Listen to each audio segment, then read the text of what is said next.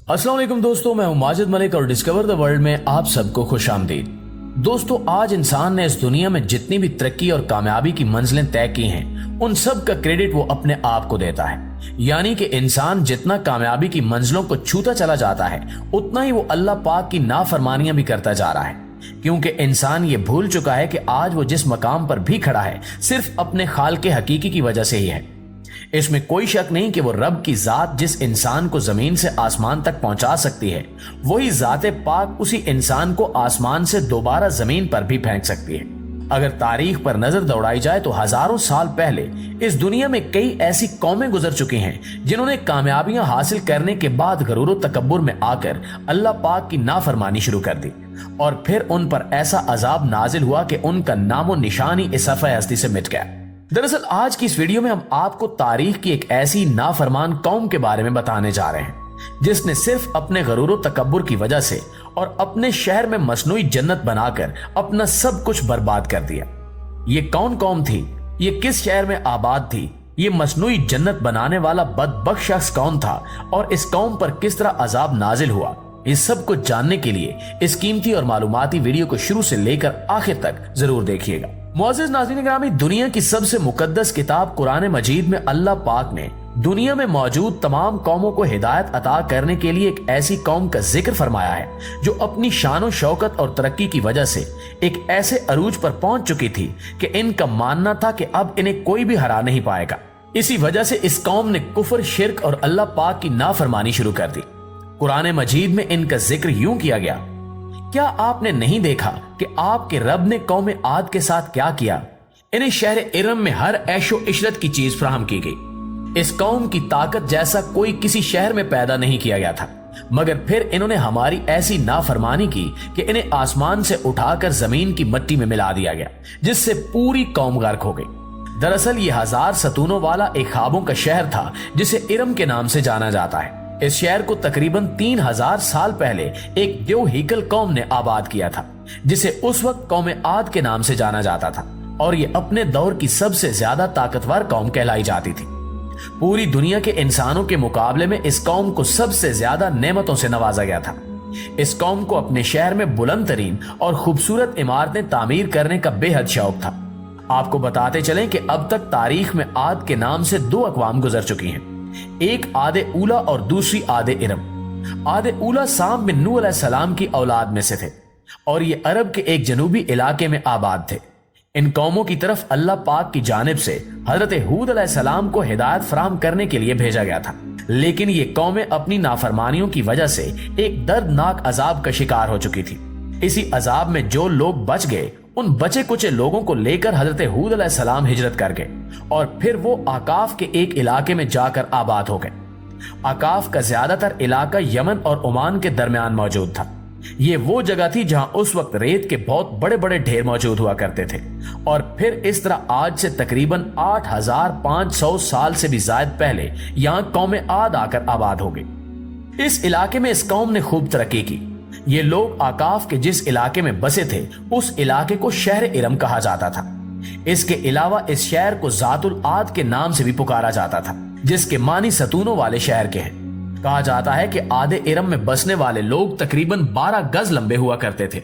इनके अंदर इतनी ताकत मौजूद थी कि काफी बड़े बड़े वजनी पत्थरों को सिर्फ अकेला शख्स ही उठा लिया करता था। इसलिए उस वक्त कौम आद पूरी दुनिया की सबसे ताकतवर और मजबूत कौम कहलाई जाती थी। इस कौम पर अल्लाह पाक की जानिब से खास करम नाजिल था, क्योंकि इस कौम को अल्लाह पाक ने सरसब्ज बागाज के साथ साथ बहुत सारे खेत भी अता किए थे। उस वक्त कौम आद के पास पीने के लिए मीठा पानी और बेशुमार जानवर भी मौजूद हुआ करते थे, जबकि इसके अलावा भी इस कौम को अल्लाह पाक की जानिब से बेशुमार नेमतों से नवाजा गया था। बस इतनी ज्यादा नेमतों को देखते हुए और अपने आप को दुनिया की सबसे मजबूत कौम समझते हुए कौम आद मगरूर होने लग गए। फिर इस कौम के लोग अल्लाह पाक की नाफरमानी करने पर उतर आए। जब इस कौम की लोगों की नाफरमानी हद से बढ़ गई तो अल्लाह पाक ने हजरत हूद अलैहिस्सलाम को हुक्म जारी किया कि इन्हें हिदायत अता की जाए, और फिर अल्लाह के हुक्म के मुताबिक हजरत हूद अलैहिस्सलाम इन लोगों को अपने खालिक हकीकी की तरफ बुलाने लगे। मगर चूंकि ये कौम बेशुमार दौलत और बेतहाशा नेमतों की वजह से गरूर में आ चुकी थी, इसलिए ये कौम हजरत हूद अलैहिस्सलाम की हिदायत पर अमल पैरा होने की बजाय शिर्क करने लग पड़ी और इनका मजाक उड़ाने लगी। उस कौम आद का बादशाह शद्दाद नामी शख्स था। कहा जाता है कि इसका एक और भाई भी था जिसका नाम शदीद था। शद्दाद से पहले वही इस कौम का बादशाह था, मगर उसके फौत हो जाने के बाद यहाँ का बादशाह कहलाया जाने लगा। शद्दाद की बादशाहत यमन से इराक तक फैली हुई थी। इस ताकतवर कौम का बादशाह बन जाने के बाद शद्दाद ने कई बड़ी बड़ी सल्तनतों के बादशाहों को अपने कंट्रोल में कर रखा था।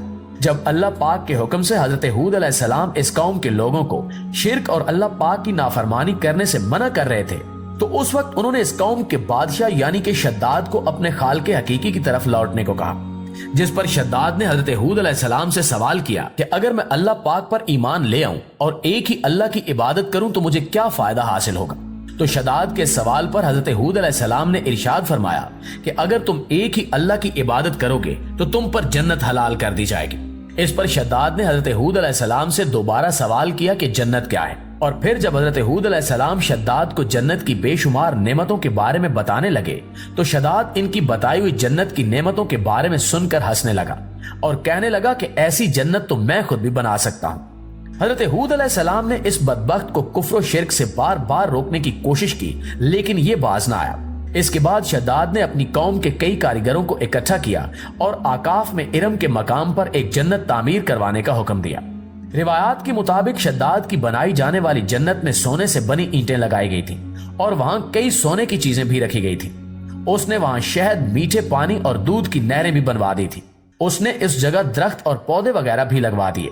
इसके अलावा यहाँ शद्दाद के हुक्म के मुताबिक सोने और चांदी की कई इमारतें भी बनवाई गई, जिनमें कीमती पत्थरों का इस्तेमाल भी किया गया। कहा जाता है कि उस वक्त शद्दाद ने यह ऐलान किया था कि जब तक इसकी खुद की बनाई जाने वाली जन्नत मुकम्मल तौर पर तैयार न हो जाए तब तक वो इस जन्नत में कदम नहीं रखेगा। कहा जाता है कि शद्दाद की जन्नत तैयार होने में 12 साल लग गए। फिर जब 12 साल बाद शद्दाद की जन्नत मुकम्मल तौर पर तैयार हो गई तो इसे जन्नत मुकम्मल तौर पर तामीर होने का पैगाम दिया गया। जब शद्दाद को यह पैगाम मिला तो वो बहुत खुश हुआ और ये बदबख्त अपने फौजी दस्ते के साथ जन्नत को देखने के लिए अपने महल से निकल पड़ा। लेकिन जैसे ही ये अपनी जन्नत के दरवाजे पर पहुंचा तो इसने अपने सामने एक शख्स को खड़ा पाया।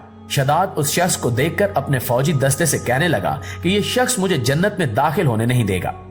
शद्दाद की फौज शद्दाद से जब उस शख्स के बारे में पूछने लगी तो ये कहने लगा कि ये मलकुल मौत है जो मेरी रूह कब्ज करने आया है। इसके बाद शद्दाद मलकुल मौत से रो रो कर कहने लगा कि मुझे मेरी जन्नत में एक बार दाखिल होने दो, मुझे बस एक बार अपनी जन्नत का दीदार कर लेने दो, इसके बाद तुम मेरी रूह कब्ज कर लेना। लेकिन मलकुल मौत फरमाने लगे कि हमें अल्लाह पाक की तरफ से हुक्म दिया गया है कि तुम जैसे बदबख्त और नाफरमान इंसान को तुम्हारी जन्नत में दाखिल ना होने दिया जाए। और फिर अल्लाह पाक के हुक्म के मुताबिक मलकुल मौत ने शद्दाद जैसे बदबख्त इंसान की रूह कब्ज कर ली। तारीख का ये वाकया मौजूदा इंसानों के लिए एक बहुत बड़ा सबक है कि इंसान जितना मर्जी दौलतमंद और ताकतवर बन जाए उसे अल्लाह पाक की नाफरमानी और गरूर तकब्बुर कभी नहीं करना चाहिए।